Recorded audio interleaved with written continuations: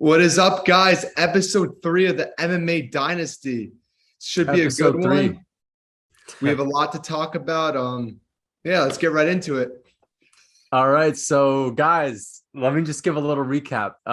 For anyone that watched the last episode, I finally went to my first UFC event. Actually, it was my first MMA live event ever. And it was UFC Long Island. It was an absolute blast. The first one I've ever been to in person.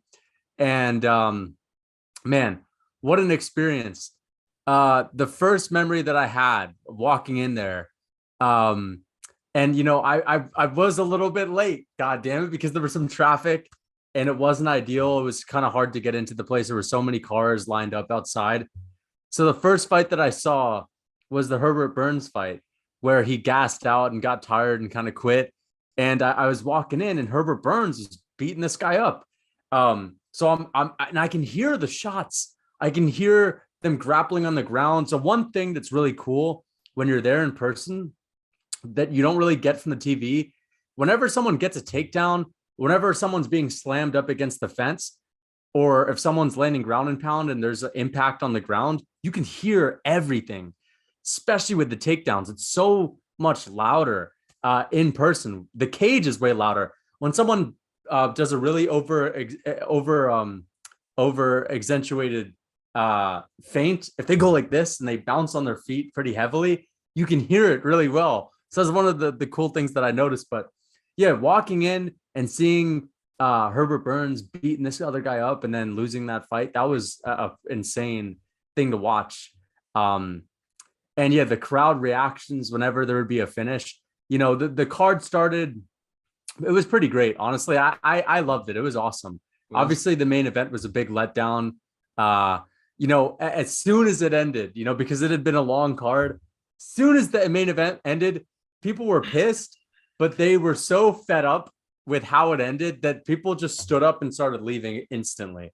Everyone in my aisle, everyone in my section, as soon as they knew that fight was over in the main event, they all stood up and bounced.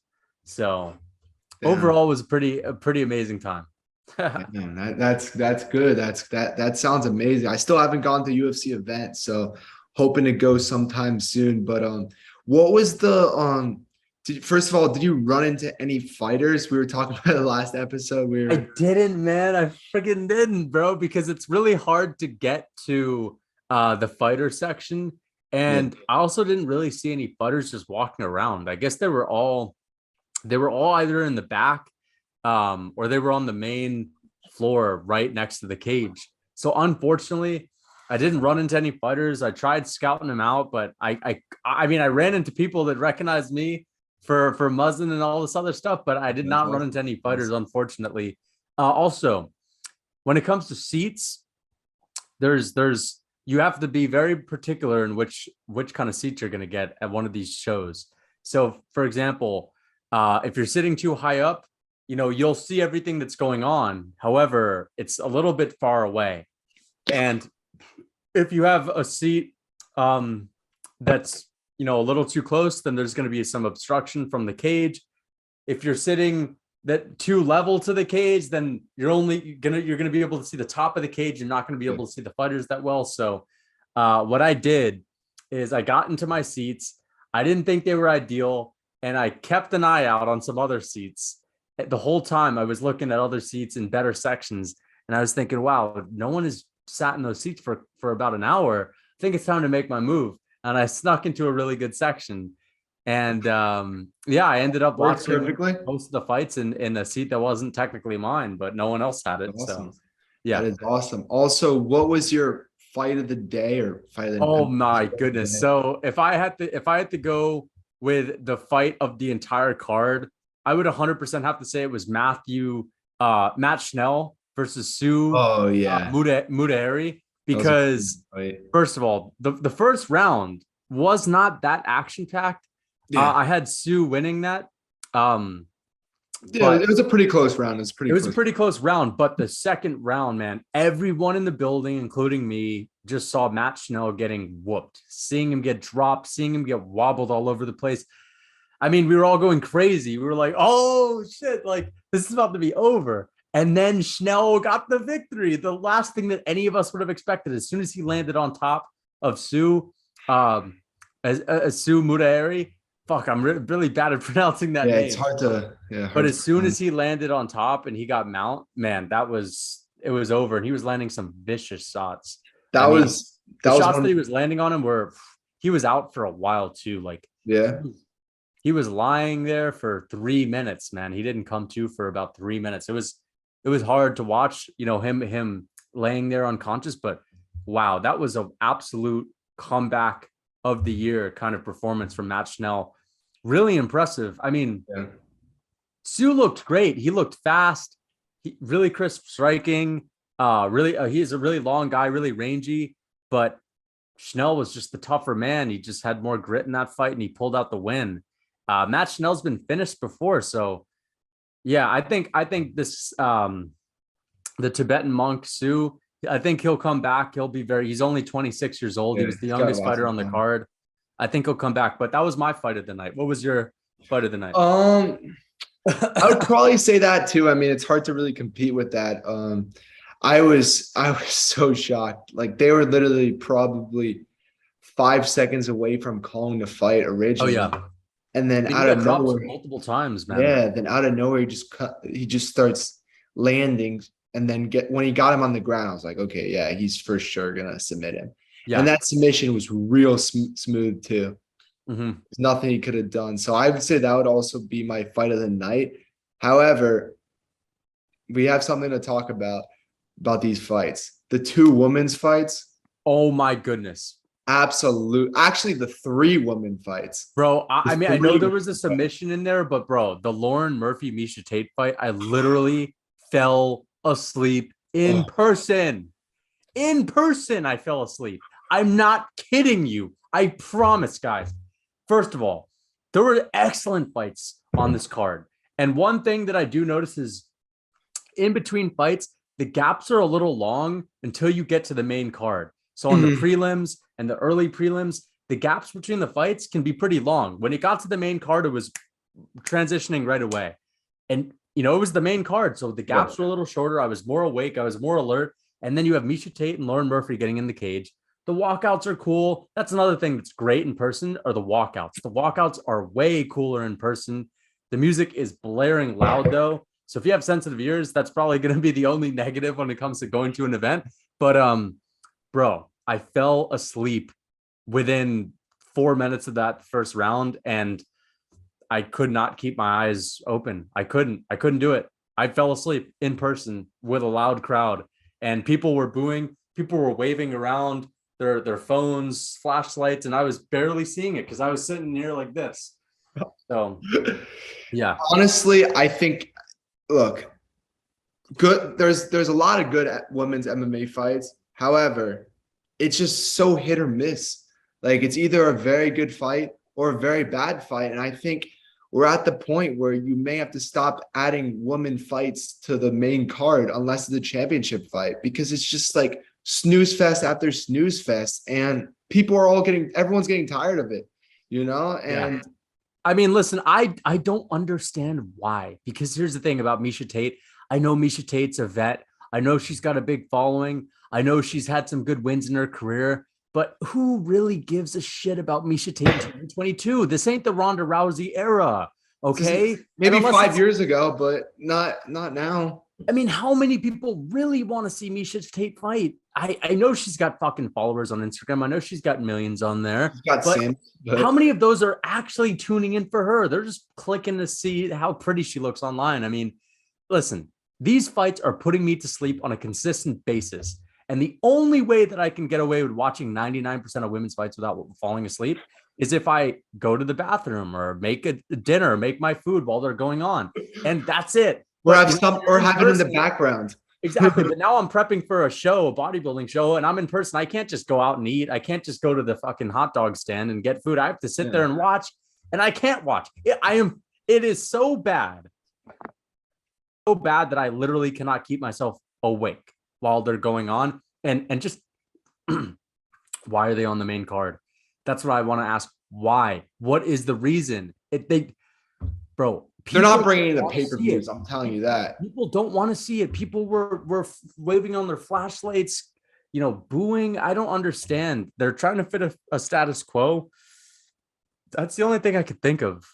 Yeah, honestly, I think like, look, nothing against like these fighters, whatever, but it's just every single event, the women fights continue to be boring. Like when was the last good women's? Okay, Joanna versus Weili was good. The second one. That was a banger. And the Other first than that, I can't remember the last good one. I mean, I guess Juliana, Amanda, but but that that was like 8 months ago. again, guys. I know people, as soon as you come out and say something like 95% of women's fights are just boring, they're garbage, they shadow box at range, they're not entertaining, they're not very aggressive, and they're not very technical either. And on top of that, they don't have the same athletic ability, so they're slower. They don't have the same explosivity. They don't have the same finishing ability.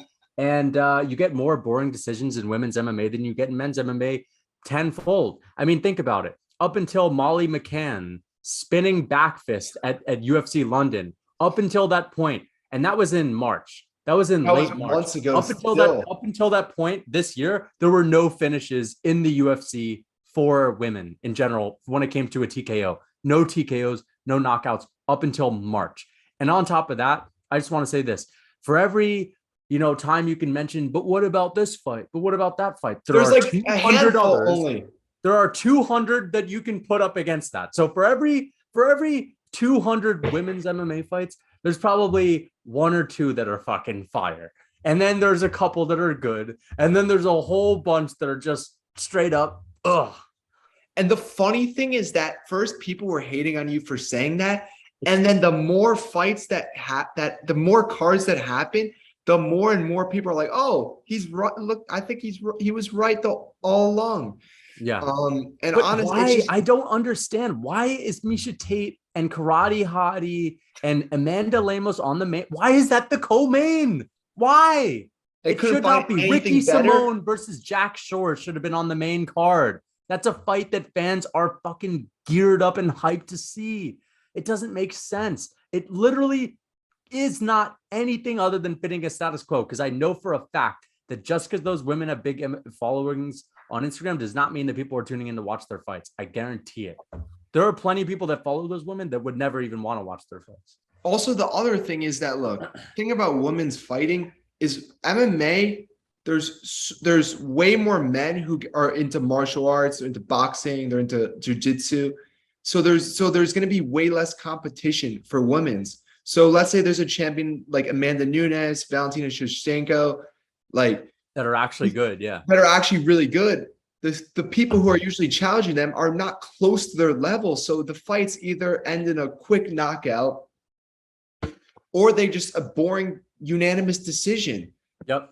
And it's just like, it's annoying. Like, it's super frustrating. It's becoming unwatchable. Yeah. And unless it's like a championship fight with two very competitive fight, if it's a very close competitive level, like Juliana versus Amanda. But it's rarely like that. It's the thing, usually super boring, and it's unfortunate. I know these things need to stop. They're not good for business, and people might say, well, then don't watch them. Well, you know what? Then you're basically asking me to turn off the UFC event for about an hour of the entirety of the event, because there's going to be 2 or 3 of them per card. And it's just, also, especially if we're paying for pay-per-views, like we're not trying to pay for these snooze fests. We don't want to pay for shitty fights, straight up. No one does. I don't want to pay. Listen, I didn't go to the event yesterday to fall asleep in my seat without wanting to. I didn't want to go there to sleep. It was 2 of the 6 fights on the main card. Yeah. It's ridiculous. It's enough. Terrible. It's enough. And I hope yesterday.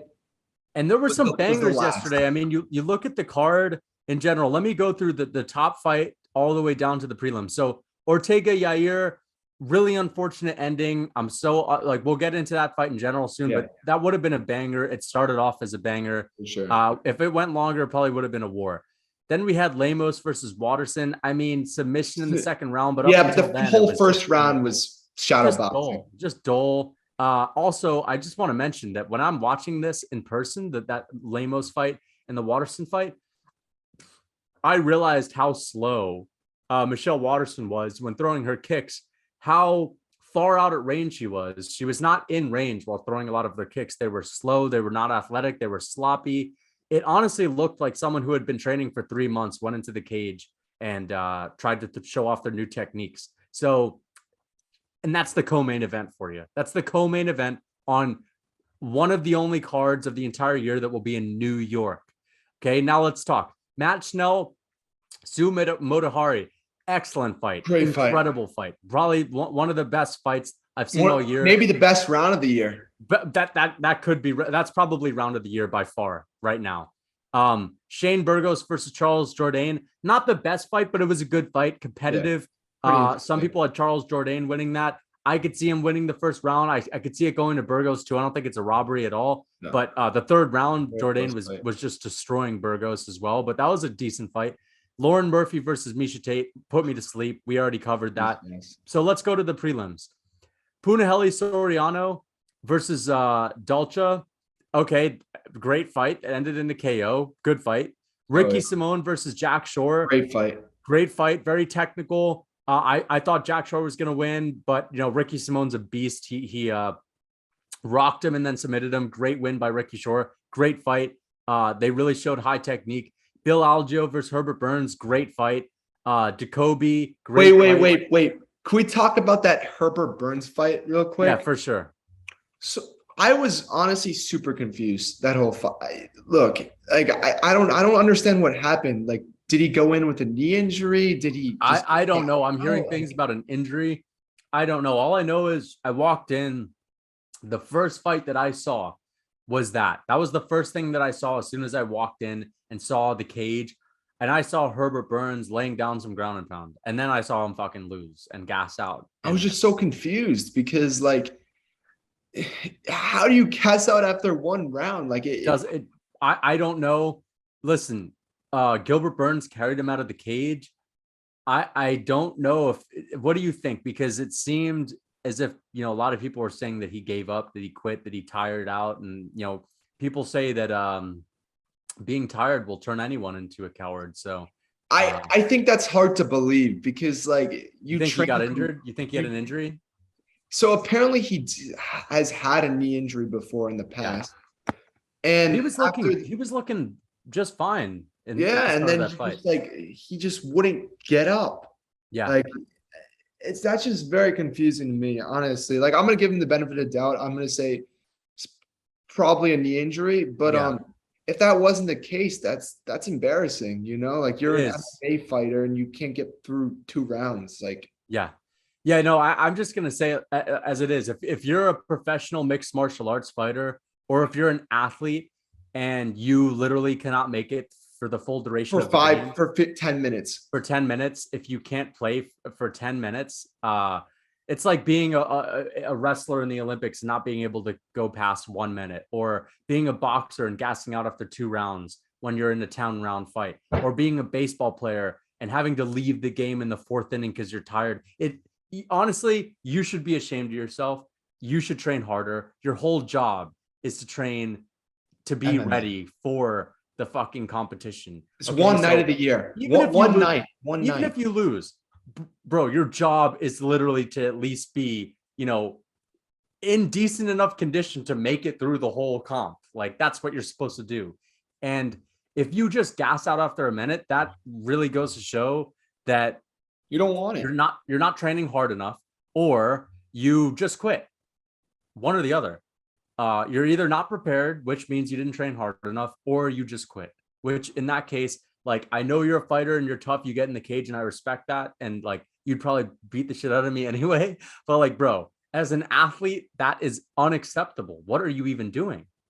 Yeah. So I'm going to give him the benefit of doubt, saying it's an injury, but who knows, so yeah. But outside of that, pretty much all the men's fights were great.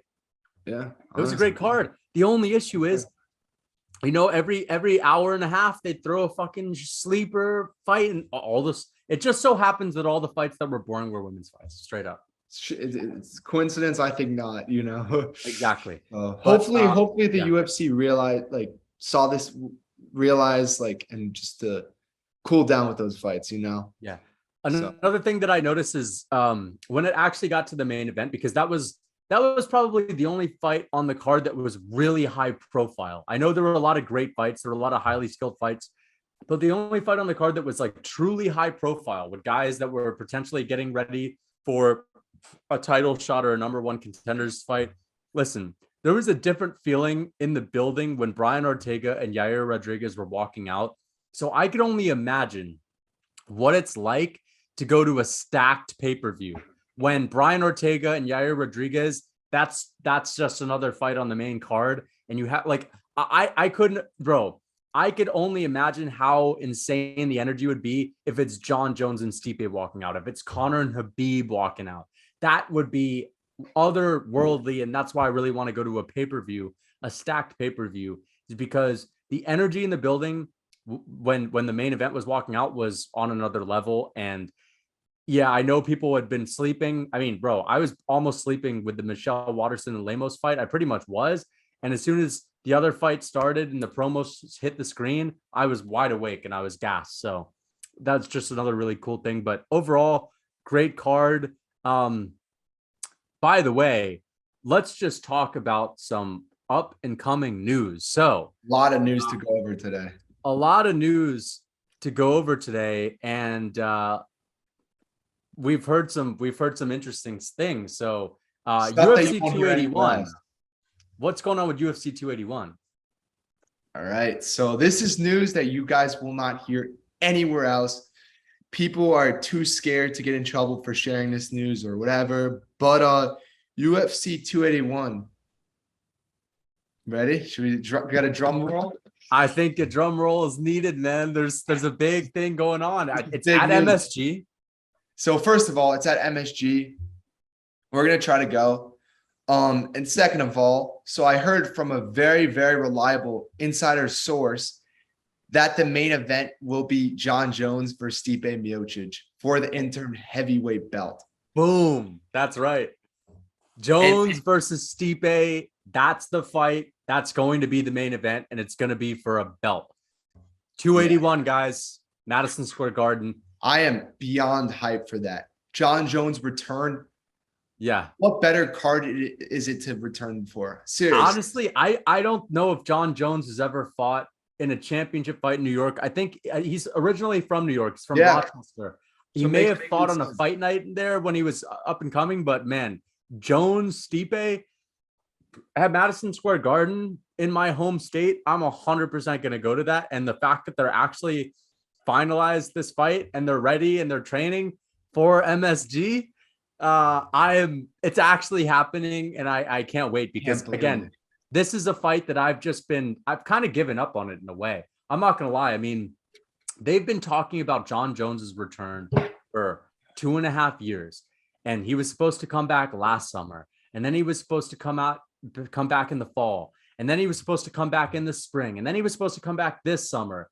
And he's finally actually doing it. Honestly, if you were to ask me a couple months ago, I'd say, you know what? John Jones is probably not fighting anytime this year, but he's actually doing it. So I'm hyped that John Jones is coming back. And what better to come back to? There's been so many legendary fights at MSG. Conor versus Alvarez, Bisping versus St. Pierre. It's Jones Stipe. It's so exciting. Honestly. Heavyweight too, man. Heavyweight. Yeah. Hopefully we can go there. I would love to go. I would 100% like to go. And if we do go, then I think we should definitely invest in some great seats because it'll make the world a difference. VIP pass, everything. Yeah. That's the goal, guys. Honestly, the goal is for us to get a media VIP pass to this event so that when November rolls around and it's UFC 281, we can go there and we can really, have the best experience and get some content for all of you. Sure. So honestly, I know I predicted Stipe to win that fight, but the fact that I didn't think John Jones was going to come back this year, and now he actually is going to come back, that really tells me that, maybe he is motivated. So it's a close fight. It's a close fight, even though I did pick Stipe and I'm probably going to rock with Stipe. It's such a close fight and I could see Jones winning, but I just can't wait. that's the fight that I'm most excited for. However, there's another fight that I'm even more excited for in a way, and that is Charles Oliveira versus Islam Makhachev in Abu Dhabi this October. And I cannot wait. That's UFC it's UFC 280. And it's, we were talking about this on the last podcast, how, Charles Oliveira deserves to go to Brazil. The champion has a name. It's Charles Oliveira. Let him fight in Brazil. And you know what? Dana White actually spoke on this in the post-fight press conference.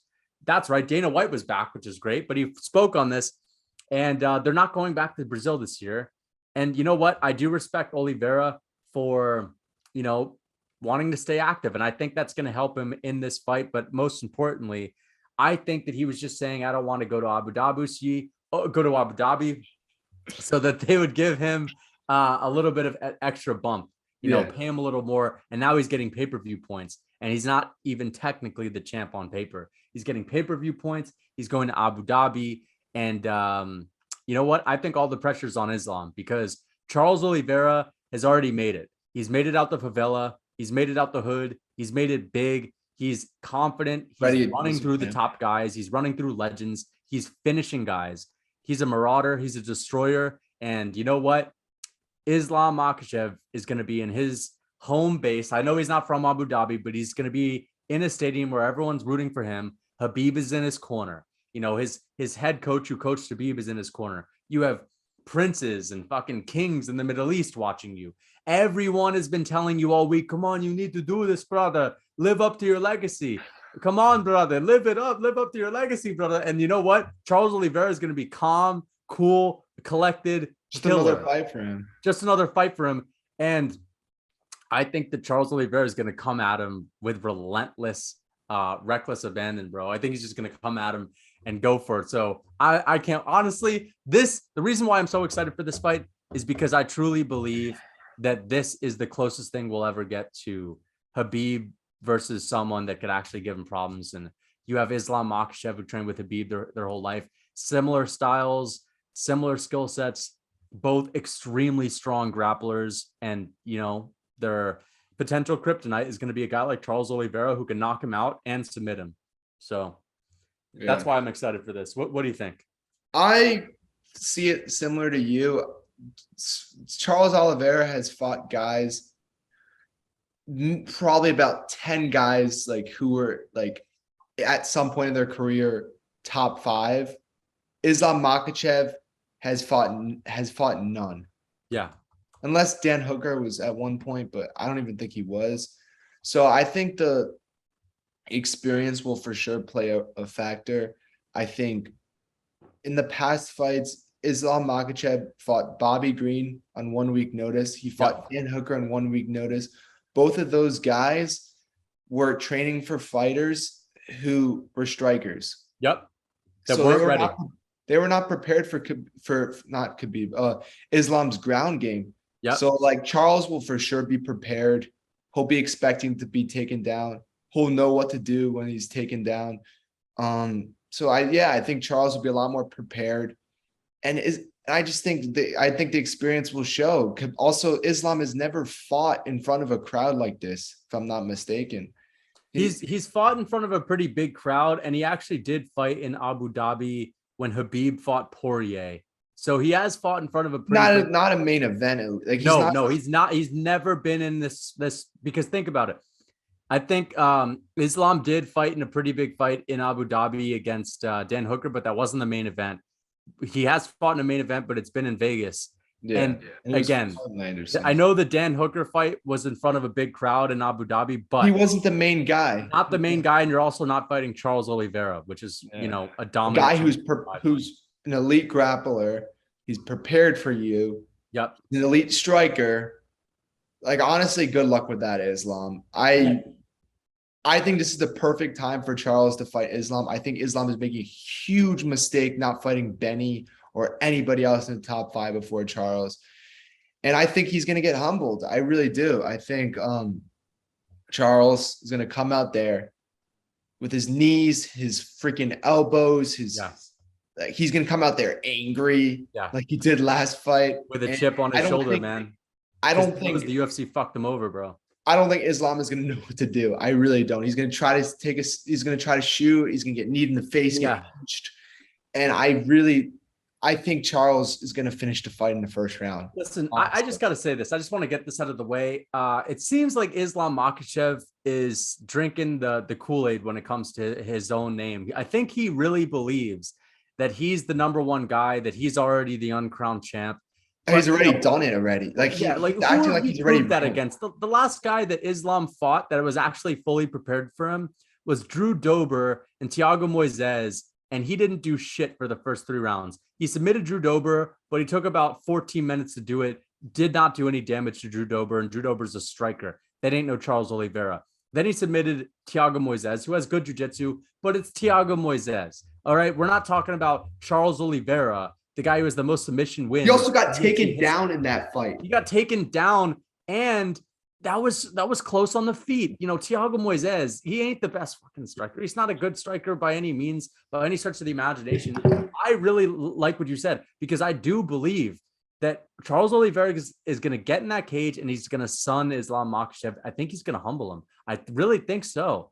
And listen, I like Islam because I think he's a great fighter, but I think he's rushing into this. I don't think he's going to be ready. I think Charles Oliveira is in his prime. It's Charles Oliveira's time. And I think Islam's biting off more than he can chew. He's going to get in that cage, and Charles Oliveira is going to come at him, and he's not going to give him any space. And Islam's going to think that, you know, because he's strong, because he's imposes a lot of physical presence, because he's a great grappler, he thinks that maybe Charles Oliveira is going to be tentative. He's going to try to slow down the fight. It's not going to happen. Charles is going to make it dirty. He's going to get the finish.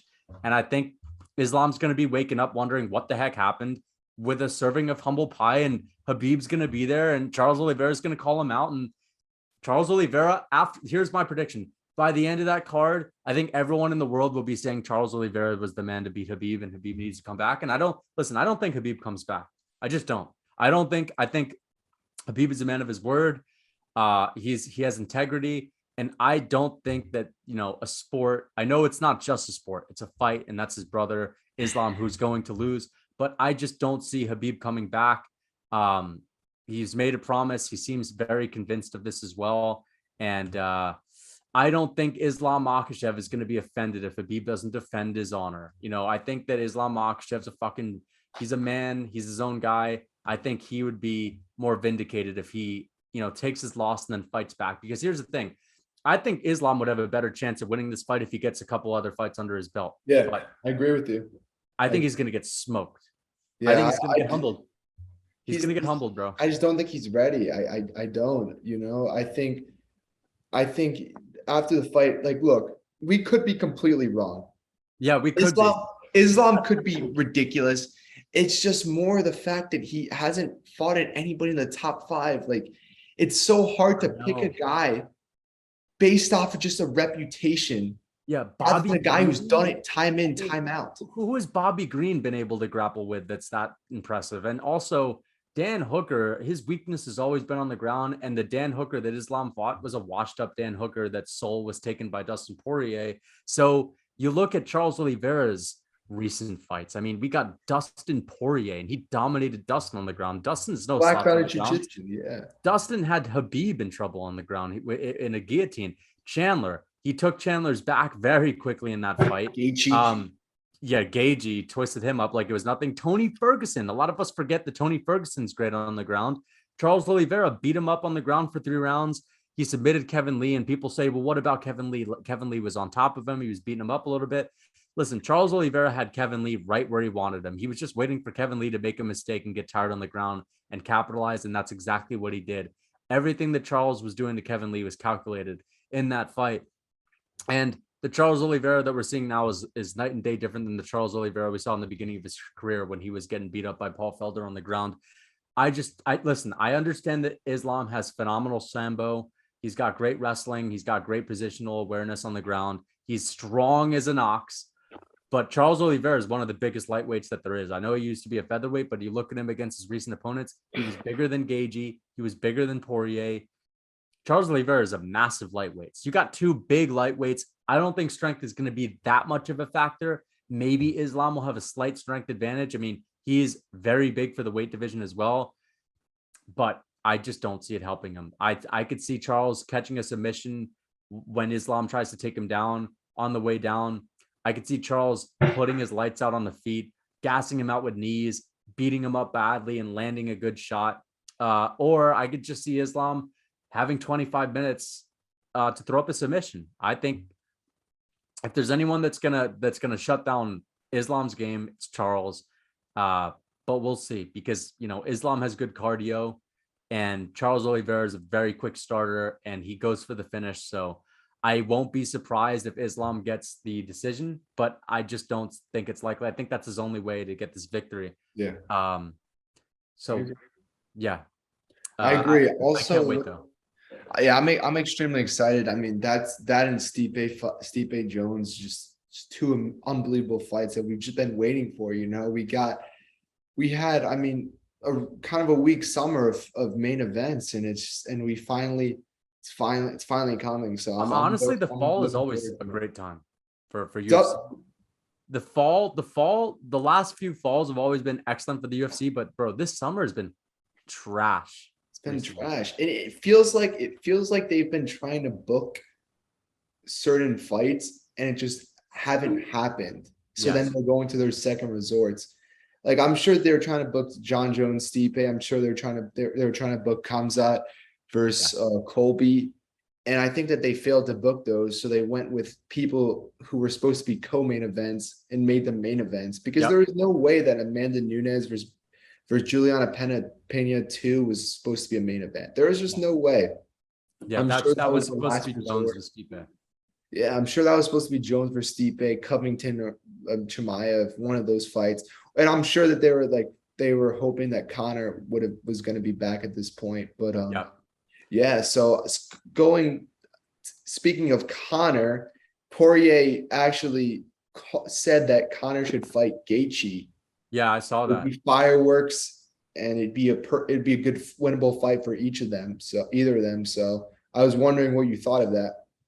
Yeah, I saw Poirier say that, and I think that's good matchmaking by Dustin Poirier. I mean, I think that would be a tremendous fight. And honestly, I might even side with Conor. Now, who would I bet on? I think I might bet on Gaethje, just because he doesn't have his one foot out the game. He's not taking time off. He's not going on all these vacations. I know he doesn't fight that often. He's not very active, but I still would bet on Gaethje being the more dedicated guy, so to say. Because again, when you've made all that money, it's harder to get up every day and be as disciplined as possible. Unless you're a guy like Khabib, and the only thing going on in your life is training and praying, and that's it. So I might have to side with Justin Gaethje. I think he's got the toughness. I think when Conor doesn't like it when guys give him adversity, and that's the reason why I'd pick Justin Gaethje, is because Justin Gaethje can start beating up the legs of Conor, and if he can survive the first round, this is how I see it.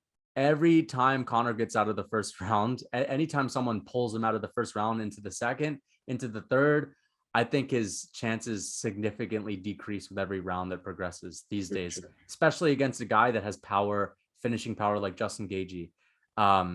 So if Conor's in the second round, I think he has a 50% less chance of winning that fight. If he's in the third round, I think he's got a 80-90% greater chance of losing that fight. So I'd pick Justin Gaethje. However, we saw Justin Gaethje get rocked and dropped and finished by Charles Oliveira. I know he was submitted, but he was also hurt on the feet really badly. We've never really seen Justin Gaethje get dropped that way. And we know that Justin Gaethje's taken a tremendous amount of damage throughout his career.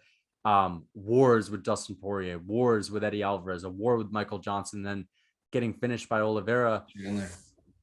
I mean, Justin Gaethje's probably taken more damage than Conor when it comes to head trauma. I could definitely see Conor finishing Justin Gaethje in the first round, but I really think that's his only chance. I'm telling you, I just don't think Conor's got that dog in him to like.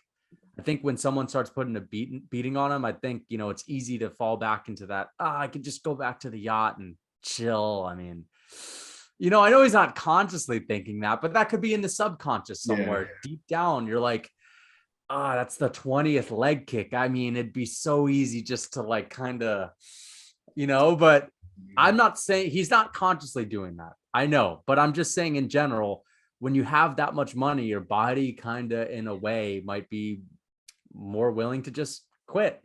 And I think that's why I would pick Justin Gaethje, but I could see Conor lighting him up and putting him out in the first round, but that's really his only chance. And Justin Gaethje ain't shooting any takedown. That's why Dustin also said it's a good fight, because he's not gonna shoot any takedowns, or at least I hope he wouldn't. So yeah, that's I what actually, I so look, Connor hasn't fought in over a year at this point. However, if Connor fights and he's the same guy as he was in the second fight against Poirier, I think Connor wins the fight. he looked great in that second fight. Honestly, I think he did look good in that second I fight. think Gaethje is a very hittable guy. Yeah, I think Poirier in the second fight, if you rewatch it, he took a lot of shots that probably could have putting out the lights of a lot of other fighters. And I think, yeah. I mean, Poirier's a way better Poirier's defensive. got a good chin, man. Poirier's got a great Very chin, tough. a way better defensive fighter than Gaethje. And Gaethje a lot of times swings for the fences. You saw in the Olivera fight, he swinging for like just completely Yeah, just throwing everything into shots, and he was yeah. missing and falling. You can't do that against Connor. He's too precise of a puncher. Yep. And I I agree. think I think Gaethje would get caught. I mean, but who knows? I mean, Connor could be a different fighter as he was back then. So I think it's a very tricky fight to predict. I probably wouldn't bet on it. Yeah, I mean, I see exactly what you're saying, because listen, if the Connor that fought Dustin Poirier the second time shows up, granted, I know that he got knocked out in that fight, but still, he looked sharp and he looked focused. He looked like he had his head in the right place. However, I know what you're saying. I mean, against Charles, Justin Gaethje looked like a wild man. He got exposed by the better striker, by the more technical striker. He looked sloppy against Charles Oliveira. Now, he still did drop Charles Oliveira multiple times that round and put him on his ass and hurt him and rocked him. I know Charles gets dropped a lot. You could say that Conor McGregor has a chin like Charles. I don't think they have bad chins, but they can get wobbled, they can get cracked. Even in the third fight with Dustin Poirier, Conor got wobbled a little bit in the first round, but it was only for a few seconds. However, I think that I just because when you're betting on fights and you know that one fighter's like best chances to win in the first round, most fights get out of the first round. I just can't pick that guy, I'm not Conor has a chance. I just can't pick someone if I know that every time it gets past the first round, they have way less of a chance of winning that fight. So, but if there is a striker that's tailored to beat a guy like Justin Gaethje, it would be Conor. But Conor's coming off of a horrific injury. He's had multiple injuries with his lower body before, and it's also Conor, bro. He's taken so much time off here and there throughout his career. So I know he's strong, but how's that going to help you in the third, fourth round? You know what I mean? I just think it's hard to tell what Connor we're gonna get, honestly. Like, Yeah. we didn't even know. Like, I feel like we couldn't really tell much from the last fight. No, I mean, a freak injury ended it. I mean, he was getting his ass kicked in the first round, but who knows? it could have been a different second round. You never know. Yeah, so I think that's a bit tricky to say. I think if the Connor from Poirier 2 shows up, I think Connor has a very good chance of winning. But if he doesn't, But which let me is ask you also a this. very high chance, then I think he could definitely lose. But let me ask you this, and hold on, my camera. I just have to boom, boom. Okay, good. Let me ask you this. Let's just say that Conor and Gaethje fight, and I tell you right now, all right, this fight is going to go into the third and fourth round. Whether it goes to decision or whether it ends by finish, that I don't know, but it will go into the third. It will go into the fourth. Are you going to pick Conor, or are you going to pick Gaethje? I'm for sure gonna pick Gaethje. That's my point, bro. And that's the thing. It's like, if I don't know that at all, then I might pick Conor. But if someone tells me, bro, this fight's gonna go into the second, third, and fourth, then I'm like, I just think Connor's just lacking that dog these days, you know? Yeah, you see his Instagram like posting up in his yacht, having a birthday, like I having know, man. Like, how are you gonna go to war with Justin Gaethje after all that? Justin Gaethje's probably like working Yeah, still. Justin Gaethje. I mean, of course, Justin Gaethje's got money. He's been on pay-per-views before. He's got decent money, but nowhere like Connor. I mean, he's still got to show up to the gym and train hard. He's still got to, Still got fight for to fight. money.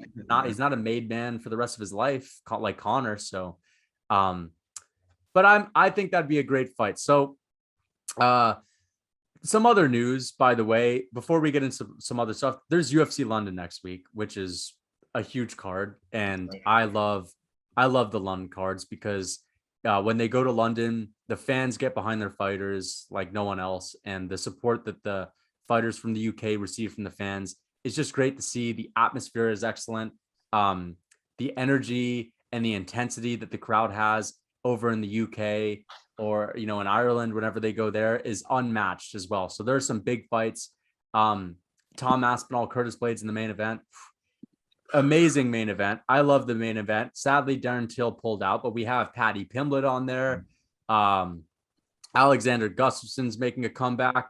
Paul Craig, Molly McCann, which is a women's fight, is probably going to be boring, but at least she's associated with Paddy Pimblett, so she's in some way entertaining. And I think she likes to go to war. She likes to put on a war. But let's talk about the UFC London card because it's next Saturday. I think we're both really hyped for it. Give me the two fights that you're most excited for on that card. So number one, it has to be Curtis Blades versus Tom Aspinall. Huge fight for the heavyweight division. The winner likely gets a title shot. Yes. So I'm very excited for that. I probably would pick Tom Aspinall. However, Curtis Blades is no joke.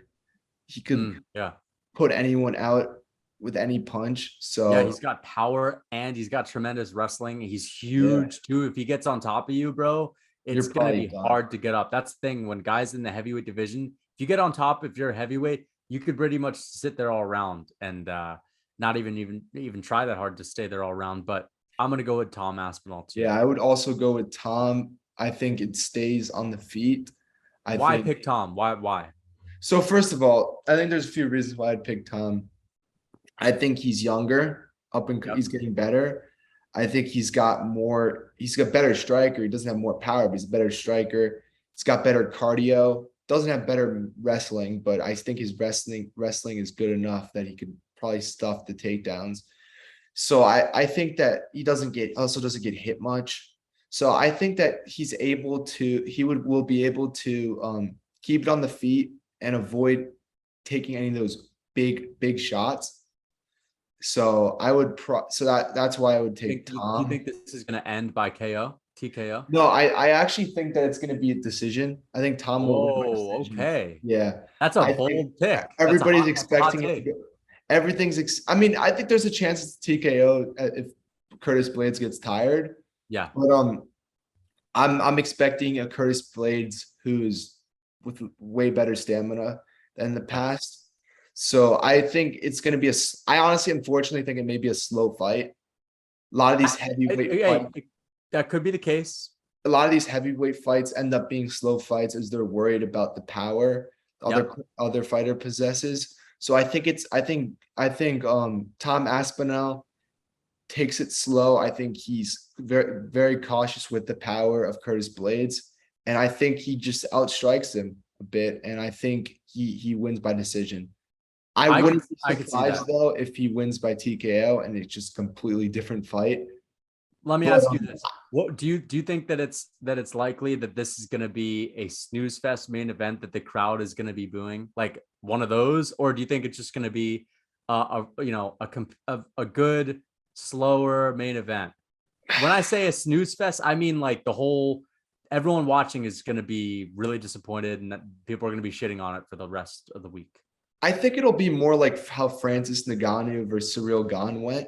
So like it was like not a snooze fest. But I know exactly what you mean. A bit slower. So I think it'll be definitely a more technical fight. So I don't think people will really boo. I think people will still want more action. Yeah. But I just think if you're Tom Aspinall, you have to be a bit cautious with Curtis Blades' power. Mhm. So I think that's probably the right thing to do for him. So Tom but I Aspinall's do got a lot of power too, man. So that's he yeah, does, and I think Curtis Blades knows that too. So I think yeah, it won't be a like like a Izzy Adesanya boring fight. yeah. But I think it'll be a lot like how Francis Cyril Gane went. I think there's a chance Tom Aspinall gets taken down once or twice, but he's still pretty good on the ground. So Yeah. I don't think Curtis Blades will really do much with it. So I'm just expecting a slower technical fight where both fighters respect the power. So I'm expecting a Tom Aspinall decision. And then the other fight I'm looking forward to a lot is Paddy Pimblett versus Jordan Levitt. Yeah. I think this fight is a great step up for Paddy's career. Jordan Levitt's pretty good on the ground. Paddy's good on the ground. I'd say Paddy is the better striker for sure. And I think he is going to knock him out in the first round. I like that too, man. I honestly think that Paddy Pimblett is going to finish Jordan Levitt, and I think it's going to be a bad stoppage. I think he's going to finish Jordan Levitt. I think the ref is going to step in a little quickly. I think he's going to be beating him up against the cage. I think he'll land a good shot and he'll kind of wobble him really badly. The ref is going to wave it off. Jordan Levitt's going to say, "Oh, what the hell?" And I think that's how Paddy Pimblett wins. That's my prediction, bro. However, I'd love To to see Paddy Pimblett knock him out cold. to take it completely different topic. I just have to go back to this really quick as we're talking about early stoppages. That's my fear with Charles versus Islam. I fear that Islam is going to do some ground and pound. The ref is going to think Charles is more hurt than he is, and he's going to call off the fight. The Abu Dhabi ref. In Abu Dhabi. So that's my fear. But that's a legitimate fear, man, for us fucking guys that are pulling for Charles. I think so too. I think that's definitely possible. It is definitely possible, and I could see that happening as well. Yeah, so I just wanted to just bring that up just because it was on my mind since they booked the fight. So just wanted to mention it. But back to Paddy Pimblett. So I think this is a really good fight for him. I think Jordan Levitt's really good on the ground. I think he's a good fight. He's a good fighter overall. Yeah. But I think Paddy is gonna finish him quite easily, honestly. But the thing about Paddy though is that like I think he's gonna win this fight, but like I don't know if he can really beat guys in the top 10. I feel like he gets cracked very easily, keeps his chin up when he's fighting. He gains about 60 pounds, what seems to be like 60 pounds in the span of a few weeks in his off season. I just don't think that's a great thing to get used to doing. And you bet that people in the top 5, the champions, are not doing that. Yeah. So I think that's something he's got to like stop doing if he wants to be a champ or one of the better fighters in the division. Mm-hmm. You're not going to get away with that every single fight. So yeah, but I also think he needs to. So. I think he needs to watch his diet, and I know that he's young, and I know that he's enjoying himself. But as a professional athlete, after a while, bouncing up and down, ballooning up and down in weight is going to have adverse effects. It's going to be harder and harder to lose that weight, and it cannot be good for your hormones to keep bouncing up and down. And if it's not good for your hormones, that means it's not going to be good for your performance. It's not going to be good for being as healthy as you could possibly be when you step in the cage. I just, when I see a guy like Paddy Pimblett getting fat, getting out of shape, laughing about it, I just don't see like a champion there. I just don't. I don't see a champion. I don't see a guy that'll be champion. I don't see a guy that's going to be top 5. And you're right, he's got holes that he needs to fix, like exposing his chin, being a little too cocky on the feet. He's not the best striker. I know he's very confident, and confidence is extremely dangerous in the cage. And I want to see him succeed, but I just don't. And that's the issue. Like, I would want Paddy Pimblett to go on a championship run and take that belt to, skyrocket the UFC and to be the biggest star in the UFC, because we know, the UK is going to get behind a guy like Paddy Pimblett even more than they would get behind a guy like Tom Aspinall. Now, trust me, Tom Aspinall could be a star, but when you have a guy like Paddy Pimblett, who not only looks, a little goofy, a little different, he's got that charisma about him, he's got the accent, he's a wild man, He's funny. When you have a guy like that and that guy can keep winning and that guy is drawing the amount of attention that he can draw, you know, especially when you're from the UK, you could literally be the biggest star in the UFC. And Paddy Pimblett, in my opinion, has the biggest star potential in the UFC. The only downside is I don't see him becoming champ. I don't see him becoming top 5. I think he maybe could crack the top 10 someday, but I don't see him cracking top 5. So, he's young. Thank goodness Paddy Pimblett is young. There are a lot of guys that start off in their career. They don't have nearly the same amount of hype. They're not even doing that well in the UFC. And then you have a guy like Jan Blachowicz who can have a losing record in the UFC and then become a champion. So you never know. Michael Bisping, wasn't the best fighter. He was a good fighter his whole career, but then he became a champion later on. So it's never too late. But right now, it's not looking like Paddy Pimblett is one of those guys that's really going to grind to become a champion. However, I'm excited for that fight. Jordan Levitt has came out and said things along the lines of, I think it's going to be a really awkward fight. I don't see this being a war. I don't see this being a banger. I am going to bet on a boring, awkward decision. Obviously, he picked himself to win. But I do think that Jordan Levitt's going to take a very safe approach. And I think he's going to be grappling. He's going to be clinching. And I think that Jordan Levitt may be good enough to neutralize some of the submission threats that Paddy Pimblett's going to throw at him. Paddy Pimblett's an excellent black belt in BJJ. He's really good. However, I'm going to pick Paddy Pimblett to KO him. I'm going to pick Paddy Pimblett to finish him. And I think that Paddy Pimblett is going to be a massive star after this upcoming weekend. I'm just a little bit worried that it's going to be a slow decision. I think Jordan Levitt, if he's predicting this and he does not care, who knows? If Jordan Levitt wins, he's probably going to twerk in the octagon. I don't know if you've seen anything about that, but this dude is fucking always twerking and all that shit. I mean, it is what it is, bro. It's better than Miocic Tate and Lauren Murphy. I'd rather see that, but I think that'll be interesting. Imagine that. Imagine getting beat in your own town, in your own home country, and then that happening. But I'm excited for the main event. I think I'm gonna pick Tom Aspinall. I like the take that you gave on it, maybe having the potential to be a slower decision. However, I'm gonna pick Tom Aspinall, and I'm gonna pick him by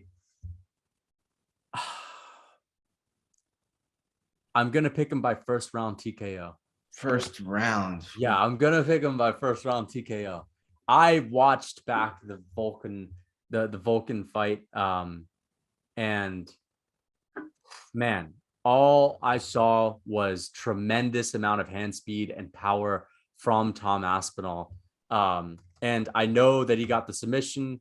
I know that he submitted Volkov, but man, the hand speed and the power at which he cracked Volkov. I mean, he obliterated Volkov in the first round. He's never gotten cracked like that. By the way, he holds a record right now.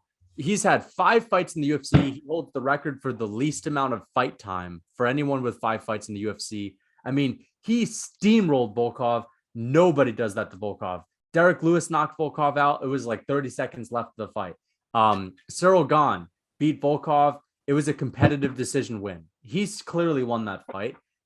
Cyril Gane's a beast, but it really goes to show you nobody's just obliterating him. I mean, he cracked him on the feet. He lit him up with combinations with boxing. He blast double legged him and he submitted him like very impressively. Not many guys are doing that. Curtis Blades was on the ground with Volkov for, at least 18, 19 minutes when they fought in the main event. This was a couple years ago, but bro, I have a good feeling about Tom Aspinall. Curtis Blades has been finished before. He's been finished multiple times in his career. He's gotten KO'd twice by Francis Ngannou. Now, he's tough. He's got power in his hands. His striking has improved a lot. We all know he's a beast when it comes to wrestling. We all know he's a physical presence. If he takes you down, he's probably going to hold you there. But his striking has improved a lot. He's coming off of a KO win over Dawkins. And yeah, Chris Dawkins. First of all, I think Chris Dawkins needs to get out of the heavyweight division while he can, because he is a big, fat, inflatable balloon. He's got no muscle on his frame. He's just a oversized, fat, light heavyweight that needs to move down.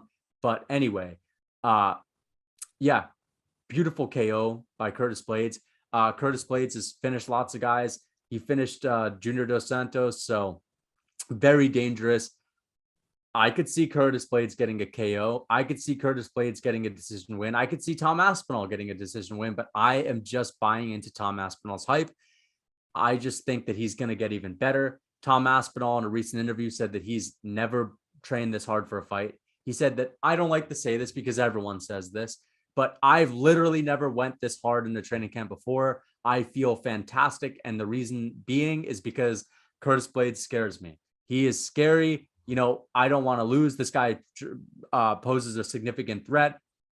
And I think that's going to make him fight really, really well. I think that's going to make him be very explosive. And I think that he moves like a middleweight. And I think he's going to knock out Curtis Blades in the first round, with a sick boxing combination. I think he's going to wobble Curtis Blades. I think he's going to get him with a sick combination, finishing off with a right hand to the temple, wobbling Curtis Blades, finishing him off against the fence. And that's all she wrote. First round, TKO for Tom Aspinall. That's my prediction. However, he may be very tentative. He may be playing it safe. And I think that's fine. However, I think that if that first round TKO doesn't happen, I'm gonna go with the decision for Tom Aspinall. I don't see Curtis Blades winning this. I actually think if Curtis Blades wins, he's gonna finish Tom Aspinall. I think he might knock him out early on. Also, I think he might not catch him. However, I think Tom Aspinall is going to finish him, bro. I think he's going to land. I think he's going to connect.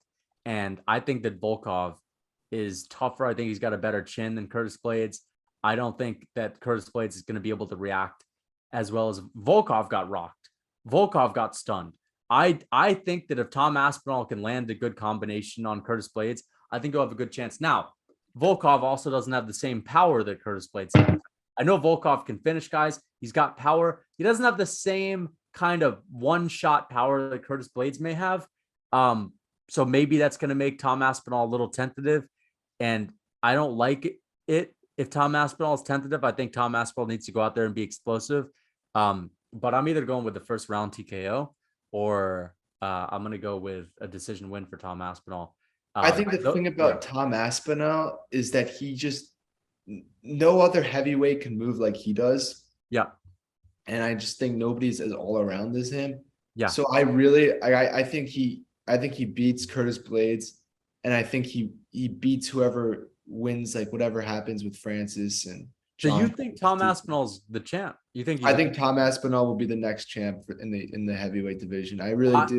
I think Tom Aspinall, if he's got one hell of a tough road, because he could be fighting John Jones next.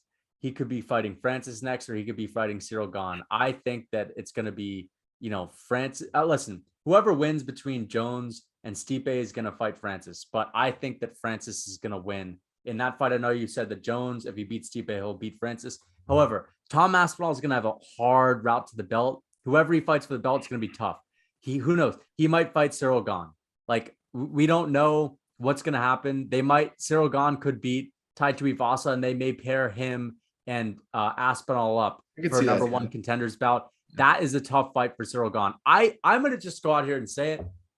I think that Cyril Gane, no, never mind. I was going to say Cyril Gane's his toughest matchup. Francis Ngannou, in my opinion, is Tom Aspinall's toughest matchup. I just think that that's because when it comes to grappling a guy like Francis, I just think that he's just strong. A brick shithouse, dude. He's so fucking strong. His legs are so big. He has such a strong base that the only way to really beat him is on the feet. And I think that Cyril Gane is like the only guy that can really has the style to beat a Francis Ngannou on the feet. We'll see when it comes to Tom Aspinall. If Tom Aspinall runs through Curtis Blades like I'm predicting him to, then maybe I'll change my mind. But I think Tom Aspinall is a future champ. However, also so young. I mean, anyone you get in the cage with Francis Ngannou, it could be over. So we'll see. Especially if Francis comes out like as patient as he's been in his last few fights, and he doesn't have a problem with his knee. Yeah, I mean, I think Francis is very scary. Like I said last week, I think John Jones is a horrible matchup for Francis. but we'll see if John Jones even beats Stipe. You know, like Stipe Yeah. is a tough matchup for anybody. So Yeah. we'll see what happens. But I think Tom Aspinall only getting better. I think he's going to go through Curtis Blades, decision win. And then Yeah. I think he's going to fight for the number one contender match. He's going to win that. He's going to go on to win the belt. And I think he's Yeah. going to be the next champ for years to come. So A couple other good fights on this card. Muhammad Makhachev, he wants to become the youngest UFC champion in history. I don't know if he'll be able to do it. I know he's 21 years old right now. He's a beast. I can't wait to see him fight. He's fighting Charles Johnson, who's actually a really good fighter from the LFA. And then another fight that I'm excited for is Paul Craig versus Volkan Ozdemir. I'm really hyped to see that because Paul Craig is fun to watch. All of his fights are exciting, and you know that fight goes one or two ways. Either Volkan Ozdemir destroys him, beats him up, ground and pound on the feet, knocks him out, or Paul Craig's getting a submission. So anytime Paul Craig fights, I can't wait because he can get a submission out of nowhere. So those are the other fights that I'm excited for. Great card, UFC London. I'm extremely hyped to watch that. But let's move on. Let me ask you, GSP mentioned that Chimaev was in the same class as Usman and Khabib. What do you think of that? I think it says a lot. I think it says that the peers, especially a guy like GSP, who's one of the greatest ever, is recognizing Chimaev's greatness. And it's not like GSP, first of all, doesn't talk much about other people's greatness unless they are truly a great also. Yeah. So I think it just really shows a lot. It really shows that Chimaev is who everybody thinks he is. So, and I think, yeah, I mean, I just think it's a huge honor to be compared with guys like Usman and Khabib. Like those are two all-time greats. And legends. So yeah, I agree with GSP too. I think Chimaev, like we've talked about in the past, I think he's gonna be the next champ. I think he'll go up to 185, and I think he'll be a double champ. Like I think that there's no ceiling for his greatness. And yeah, I agree with the GSP, and I think it's a huge honor. Yeah, man. GSP really knows the game. I think he analyzes fighters really well. He said he gave Jiri Prochazka compliments before as far as his striking is involved, but a lot of his compliments about Jiri were regarding the fact that Jiri really adopts that old school martial artist mentality. However, when it comes to Chimaev, I think he's really looking at the technique, the style, the wrestling, the grappling. Yeah, I think GSP's on to something. I really believe the same things. However, I just wish that Chimaev fought a little more because he came into the UFC and he was all about staying active. And I know he wants to. And when you get into the top of the division, in whatever division that you're in, it's hard to get as many fights because everyone wants the right fight. Everyone wants to make the perfect decision, the decision that will get them the most money and closest to the title. So there's more politics when you get it to the top of the division. I just can't wait to see Chimaev fight again. It's only a matter of time before he comes champ. So I definitely agree with GSP. Listen, the three guys, or I'm sorry, the four guys. Well, there's more than four. There's a lot of champions right now. So even though we don't have the biggest stars in the UFC, there are a lot of guys making history. That just kind of occurred to me. I mean, we have Volkanovski, who, in my opinion, is the pound for pound number one. I think his resume is more impressive than Usman, but in general, regardless who you think's pound for pound number one, Volkanovski is making history as a featherweight. Kamaru Usman is, without a doubt, going to go down as top two best welterweights of all time. Definitely. In the sport right now. You have Israel Adesanya, who's without a doubt going to go down as top two best middleweights of all time. And even though he's been boring, he's winning his fights. He's going to keep defending. And then, we have a guy like Chimaev on the come up. We have a guy like Charles Oliveira. If Charles Oliveira gets past Islam Makhachev, then, I personally think that we're looking at the greatest of all time. That would be three title defenses, tying Khabib, and his resume at that point would be more impressive than Khabib's. So great time for dominant champions. And Chimaev, I think he'll be right up there. I think we're looking at a guy that's going to be right up there. But, I mentioned GSP gave some praise to Chimaev, but he, as I said, he also gave praise to Yuri Prohaska. Yuri Prohaska came out recently and he said that, you know what, Jan Blachowicz moved to the side because I want a rematch with Glover. And you know what, I respect it because we all know that he was losing that fight. However, war, in my opinion, because it was 5 rounds, that's still the fight of the year. One of the best. That's got to be the best fight that I've ever seen in my whole life in the light heavyweight division. And I respect Yuri Prohaska. I think it's really just another example of that old martial art experience. He knows that he was tested. He knows that Glover put up a tremendous fight and he wants to put a stamp on it. He wants to give Glover the respect that's due. He wants to say, Glover, you know what? You pushed me, in a way, you humbled me in a way. And I want to give you this other chance. I want to make it right. I want to see who really is the better man. Yuri proved that he was the better man the first time, but I really like the fact that Yuri wants to prove it to himself because clearly Yuri didn't think that he did enough, and I could see why, because it was the fight of the century of all. It was the best fight of all time in the light heavyweight division, in my opinion. He got the win fair and square, but I love it. I don't mind seeing that. Now, I personally would want to see the division move on, but if you put those guys in the cage, it's going to be a banger. And I think that, they just had one of the greatest fights of all time. I'm usually not a fan for the rematch when it comes to a championship fight. But how many guys are really making statements in the light heavyweight division? Jan Blachowicz is coming off of a win against Alexander Rakic, but that was not the most convincing win. It was an injury. I know that it was because Jan Blachowicz was checking kicks and all that, but still. And then also you have Anthony Smith and Magomed Ankalaev, but would you rather see one of those guys fight for the belt other than Glover? What do you think? What do you think of Yuri's decision to want to fight Glover? Dana White says he likes it, by the way. So first of all, look, I think that would be a great fight. However, Glover is getting older, and Glover's about like 42. He's turning 43. And I just don't really want to see him in another 5-round war, honestly. I think if it was 5 years ago, I think it'd be different. I just don't want him taking that damage. He got like, I know he was leading in that fight. He was winning, but he was taking tons of damage, and that must not be good for him. So I would like Jan to see him retire. No, wouldn't say he should retire. A guy like Yuri, I just don't want to see him fight a guy like Yuri again. Yeah. He was getting, like, his chin was holding up, and he was getting rocked. Do you think he would get beat worse this time? I think Yuri would win if they fought again. I think so too. I think one more fight is, I think, like, the more you get hit over time, and especially a guy who's 42, I think that must have not been good for him. Yuri still on the younger side. I don't like those shots won't really affect him at this point in his career. So I think if they did fight again, I think Yuri would probably honestly knock him down in the first or second round. I think those shots that he took, he will not be able to take again.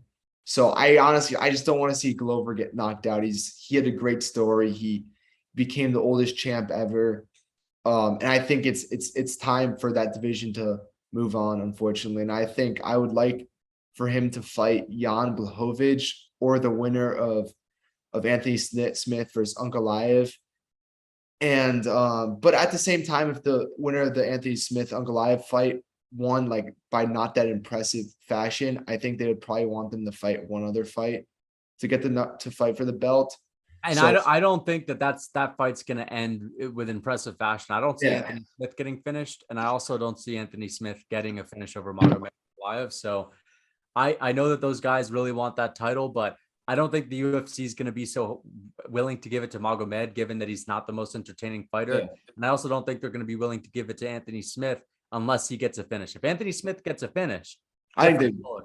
Yeah, but I still think Jan Blachowicz would probably be the guy who's next in line. I'm not mad at that fight. I think it would be Eastern Europe, Czech Republic versus Poland. That would be a big fight for Europe. That would be a banger.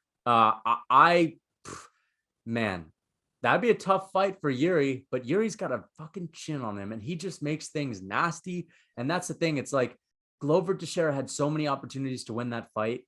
He had so many positions where he could have submitted Jiri. Jiri just, honestly, I think Jiri Prochazka is the best fighter at just like pushing through really bad positions and just finding a way to win. Like, And just heart. his heart, his will. Like, I don't think there's anyone in the UFC that like has persevered at the highest level like Jiri has in recent memory. I know there are guys that have done it, but Yuri's the guy right now that's like, that dude is the hardest guy to deal with, because Glover was winning that fight, but at what cost? He was getting, Jiri Prochazka was destroying Glover just as well. So there's no way that Jan Blachowicz just goes in there and has an easy time with Jiri.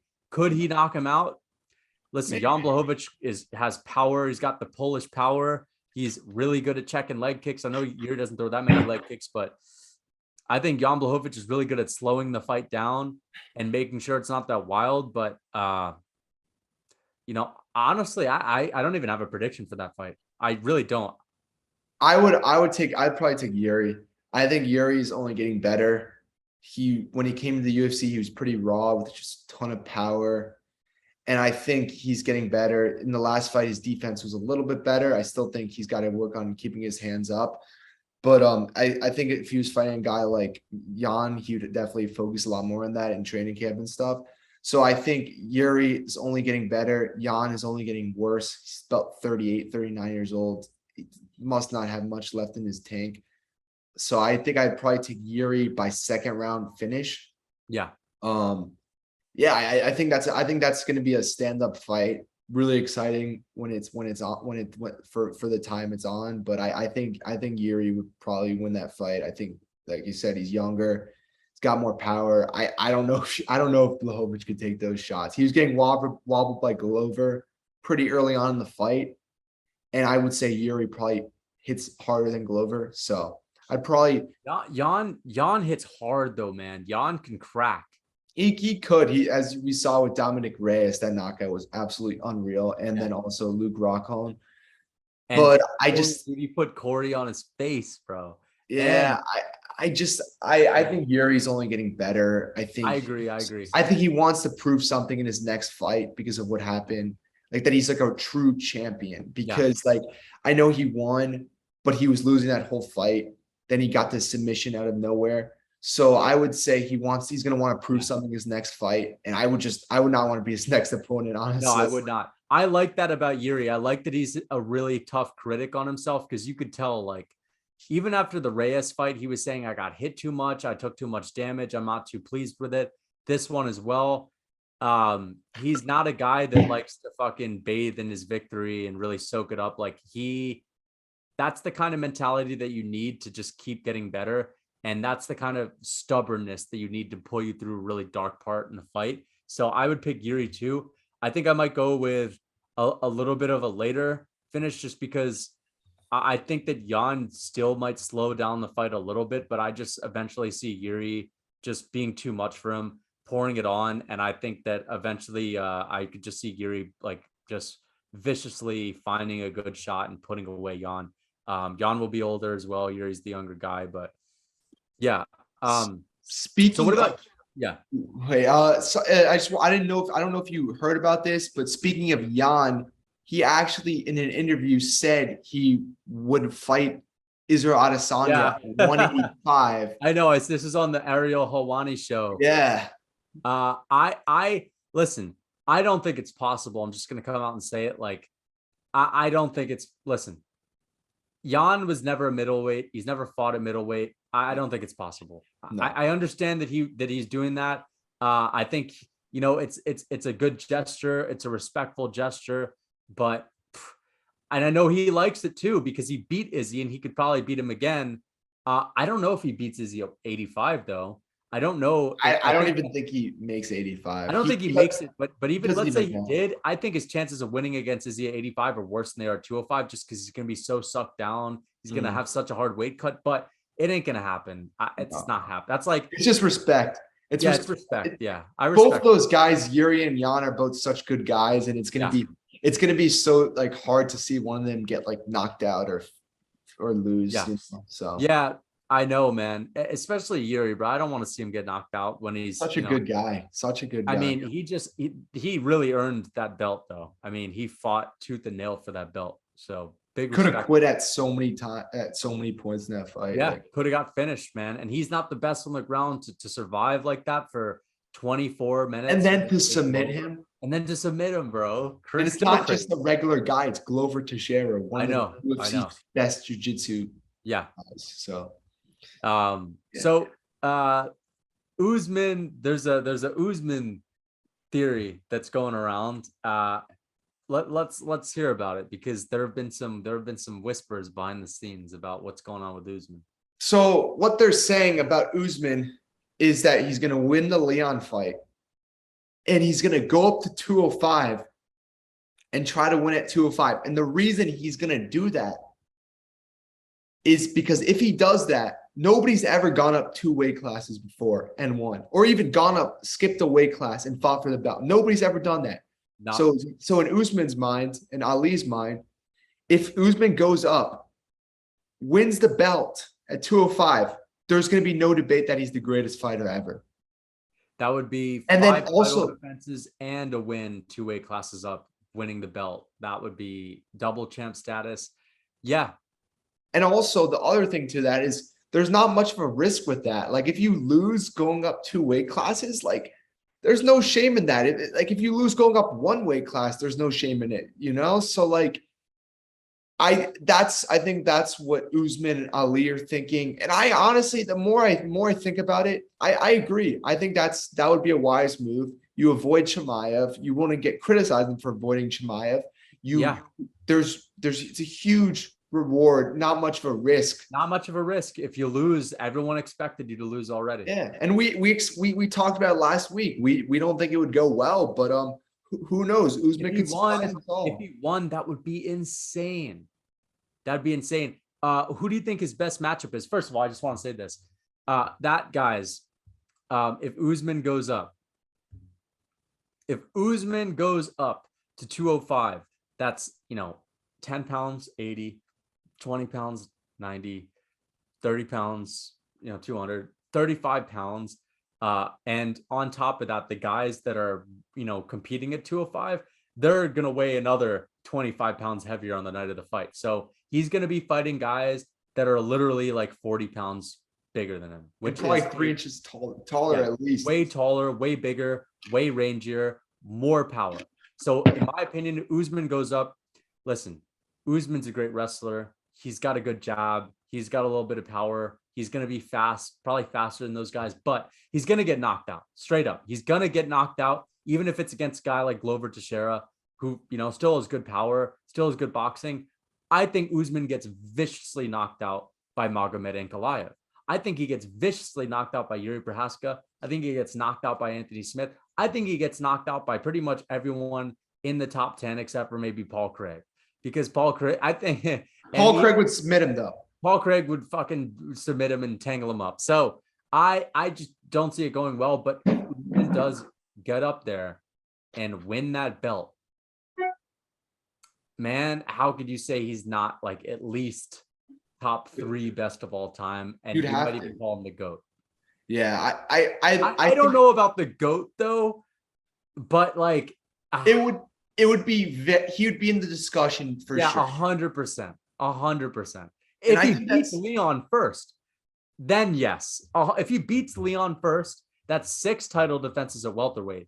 Then you go up. Yeah, I would say yeah. Yeah. Also, then if he won it, then came right down and beat Chimaev, like okay, that would be if he wins the belt and then goes down at 170 and defends that belt up at 205, he's the GOAT. But it's I just don't listen.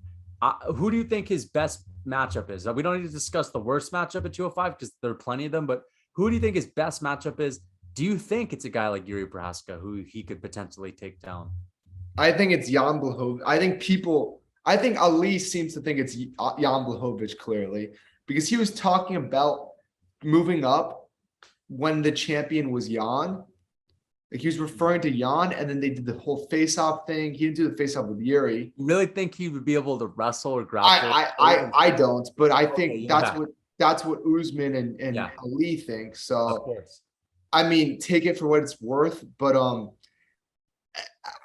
I think that's hard to say though. I mean, I don't think any of those matchups are good at all because if you look at Yuri, maybe could take him down, but like he's Glover not taking a Teixeira tried taking him down. How'd that he's not work going for to him? take a shot from he's not going to take a big punch from No. Yuri. He Jan got is wobbled by Gilbert Burns, who was an yeah, X55er. who's a 155, you know, and he's Yeah. getting got wobbled by Colby Covington, who Yeah. doesn't have much power at Also all. welterweight. So it's a completely different game at that weight class. But honestly, I would probably say Uncle Live, maybe. I think that's probably his best chance, just because I think that would put him in the least danger in terms of the striking. But I think Ankalaev knocks him out, bro. Ankalaev's got power, bro, too. but But I compared to like a understand. guy like Yuri, like Yeah. or Jan, I would say Jan and Yuri have a Yeah. lot more power. But Oh, yeah. dude, I honestly just I don't think there is an easy matchup at or easiest No. matchup at all. I think all those guys possess a different danger for him, Yeah. and And I that just don't think it would really go well for any of those guys. Like Glover, he'd get submitted by Glover easily. He'd get taken down, submitted I mean, easily. that's a massive jump. Like, think about it like this. Henry Cejudo is a 125er, then a 135er. He goes to 145, right? That's only a 20-pound difference. But when you jump up from 170 to 205, that's 35 pounds. That's massive. And the guys aren't competing at that 205 anyway. They're competing at like 225. So I don't see Usman having a chance. Listen, a part of me thinks that this is just Usman, you know, going out here and saying he's going to go up to 205 so that if he doesn't Chimaev, he'll be able to say, what, I was going to go up to 205. You think I'm scared of Chimaev? Like part of me thinks it's maybe just that, but another part of me thinks like Usman would rather take an L at 205 than face Chimaev and take an L in his own division. And I think Honestly, it might be I think smarter. that's smarter. That's It smarter. might be because like then you don't really lose any legacy at 170. If you lose to Chimaev, people might think, Usman was overrated at 170. But like, bro, if you lose at 205, no one's really gonna say anything. Honestly, I would probably do that if I was Usman. I probably would. I honestly, But I would do that if I was Usman if I really didn't want to fight Chimaev. I don't think he does want to fight Chimaev. There's no way he wants to because if he could realistically thinks he could beat Chimaev, he wouldn't be talking about this. I'm sorry. You know what I mean? Realistically, you're right. He would be saying, you know what, bring him on. Like, give him the title shot. Let's see what this kid can do. And he's not talking about that at all. He's not. I don't even know when the last time he mentioned Chimaev. Maybe a bigger fight than anything else he could do. Yeah, and it's clear. It's the biggest fight. So I mean, I think he's clearly doesn't want to fight Chimaev, and I don't blame him because anything that Usman does, Chimaev I think does better. Like we look at striking, I think Chimaev's a better striker. I think Chimaev has more power than Usman. I think he's a better wrestler than Usman from which is crazy. This stuff is crazy to say. Yeah. But like you saw what he did to Gilbert Burns. I know he didn't finish him, but that first round against Gilbert Burns was so I've never seen Gilbert Burns get dominated like that in welterweight. I've never have. If you look back, rewatch the first round. He's never gotten dominated like that in the first round. He's never gotten taken down that easily ever. Yeah. And I think Chimaev's only getting better. He's 27, 28 years old. Usman's 34, 35, has knee injuries. I think he had a hand surgery. He's only getting worse. And I think you move up, you win the Leon fight, which still is not guaranteed. Leon hasn't lost in 7 years.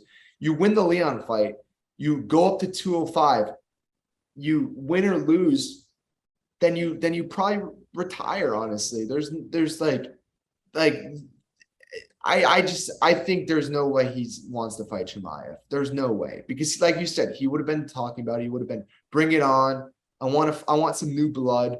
All that shit. He's not saying that. He's not. He's just talking about the guys. He's like I'm wrapping around the division. I'm about to go around this division 3 times. Like he's saying, like he's talking about that, but he's not talking about guys like Chimaev. So I think he's clearly avoiding. I wouldn't say he's avoiding. I think he clearly would rather not fight Chimaev. So I think so. I think it's a win-win situation if he moves up. I think if he fights Chimaev, it's a real risk. It's a real risk. So Big if I'm Usman, I'm moving up, and I think that's what his team is But also. then again, man, if Usman were to beat Leon and then Chimaev, I think he's the welterweight goat. Yes, but I agree with you. I don't think he thinks he can beat Chimaev, because if he didn't think he could beat Chimaev, there would be no way he'd be talking about moving up a weight class. Yeah, you're right. Please think of this. What's the easiest way for him to not seem scared of Chimaev? Yeah, that's right. It's By going talking about moving up a weight class. That's the only way. Like I doubt he actually like I doubt his team actually thinks he can really win that fight. I think they don't. I think they're just hyping him up. And yeah, dude, honestly, I think he's gonna win the Leon fight. I think he's gonna try to move up. I don't think it's gonna work out for him. I think he's not gonna get much hate for it, and I think he's just But gonna. I don't think he's going to get much respect for it either, because I think people, like, as you're saying, I think people might just see through it a little bit, because I mean, it's kind of a cheap way to move up, and because like you're probably going to lose, and I know you want to move up so just so you can show the world how tough you are and how daring you are, but like, I mean, you're going up. It's like a guy at 155 going up to fight Francis to try to prove that he's tough. It's like, bro, you're gonna lose. You know you're gonna lose. Like, what's the point? Like, at least compete. You know what I mean? And I'm not saying Usman can't have any sort of competitive fight at 205, but I am saying like he's likely to lose every single one of those. So, why not just? I understand it's a smart decision for Usman, but I think people might be able to see through it. I mean, I think we're seeing through it. Yeah, I think it's tough, but it's like you said with the legacy. If Chimaev beats Usman, then his legacy is being diminished right away. So Yeah. it's honestly would probably be better if he just retired before, honestly, because you could say that he was scared and whatever, but we would have never known. So there's difference between never knowing and then like seeing it and it actually like happening. So Yeah. I understand that we could see right through the 205 move. He's scared of Chimaev. Mm-hmm. But some more news I wanted to go over before we end the podcast. So Nate Diaz, he apparently met with Dana White like weeks ago and then went on the Ariel Helwani show, talked all about it, talked about fighting, about the guys he told them that he would want to fight, said Francis Ngannou, Israel Adesanya, and then apparently the UFC just literally just left. Dana White left the room and we're just done with it, and then he peed on the UFC ground or whatever. So I was wondering, I wanted to hear what you thought about that. Honestly, man, at this point, I honestly think Nate Diaz really doesn't want to fight that much. I think he in a way knows that he's not really going to be competitive with any of the top guys. And I don't think the UFC is going to give him any of the top guys. I don't think the UFC is going to give him any of the guys that are at the bottom of the divisions. I don't think they're going to give him anyone besides top guys. And I think Nate Diaz, I honestly believe that he knows that he can't beat the top guys, so he doesn't want to fight them. And he's making unrealistic, outlandish requests, knowing fully well that they're ridiculous and outlandish, just to avoid fighting like a real tough fighter, because he doesn't want to come out and say, I don't want to fight any of these top guys. Give me a fucking easy fight. He doesn't want to come out and say that. So that's my take on it. I think it's getting a little ridiculous with Nate Diaz. I understand that he has this reputation, like fight anyone, anytime, any place. Don't care who you are, but I think you do care who they are. Otherwise, you wouldn't. Clearly does. Yeah, clearly does. I'm sick of it, honestly. I'm sick of the whole Nate Diaz stuff. I think he's being very annoying. I think the UFC is just not going to book him another fight, honestly. I bet they're offering him fights. I bet he's turning them down. I think nothing is going to end up coming. And I think if it doesn't come by November, I think he's automatically off the contract. So I think by November, I don't think they're going to have a fight. And I think he's going to be, the UFC just won't want to deal with him anymore. So I think that they're just going to just be done with him. I So think that's likely, but then again, Nate Diaz might just say, you know what, if that is it, if my contract is up, I might as well get in there. You never know. I don't think he will though. I hope he fights Jake Paul someday. and also, Jake, I also he was saying that the UFC was begging him to fight Connor in his return fight. So I mean, we'll see about that. I mean, that's the fight I think that everybody would want to see. Connor, Nate 3. I think it's fair for both of them. I think Nate is getting older in age. He's probably like 38 or something. He's taking a lot of hits to the head. Connor hasn't fought in over a year, so he will definitely have some ring rust or cage rust, whatever you call it here. Yeah.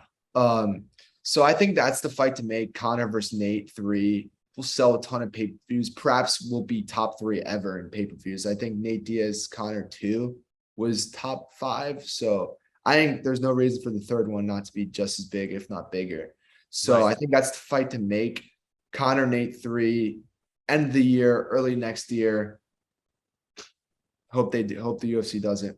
So I think that's also the fight to make. I really do like that fight. Honestly, that's really the only fight that I want to see out of Nate Diaz. That's the one I'm really excited for. Of course, I'll watch any Nate Diaz fight, but that's the one that I want. So that's the only, I think, like if he fought Chimaev, he'd get destroyed. Yeah. If he fought who else they wanted him to fight? I don't even know. Did they say Vicente Luque? Or did he say Vicente Luque? It was hard to listen. Vicente is fighting on 278. Vicente, is he at, wait. I actually checked the UFC 278. Vicente is fighting someone else, but he was calling out Vicente Luque, and you know what Vicente did? Vicente responded to him saying, "Yes, let's do it," and then Nate Diaz went silent. Nate Diaz is famous. I don't think he actually doesn't silent.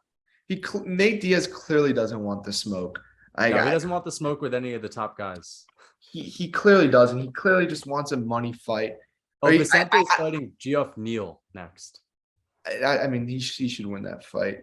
But I think Nate Diaz, honestly, what I think it is, I think Nate Diaz doesn't want to fight again. I really think that's what it is. I think he just doesn't want to fight again. I think he's just trying to be annoying to get out of the contract, because they're offering him fights. It's not like they're not. Like, who wouldn't want to fight Conor McGregor? Yeah. Biggest paycheck by far. He's beaten Conor once. Conor hasn't fought in a while. Like, I don't understand it. I think the UFC should just call it with Nate Diaz. I think they should cut him, and I think it should be the end, because let him fight Jake Paul. That makes more sense. I would just not deal with that. So I think that's definitely a good point. All right. Well, I think that is going to wrap it up for this week. Excellent fights this past weekend, and we're really excited for the UFC London card that's coming up soon. Let us know who you guys are picking in the main event, Tom Aspinall or Curtis Blades. Do you like Paddy Pimblett? Do you want to see him do well? Do you want to see him lose? Let us know that as well. And we will see you guys next week. So great podcast. Great podcast. Hope you guys have a great week. I hope you guys enjoy UFC London. And also one last thing I wanted. So we wanted to have a segment where you guys can call us during the videos, during the podcast. You guys can text us privately, and we can answer some questions or even discuss with you guys stuff. So if you guys think that idea is interesting, let us know in the comments below. And yeah, honestly, just overall feedback of what you guys want in our videos. So that would be very much appreciated. So yeah. All right. Great podcast. And we'll see you all next week. All right, guys.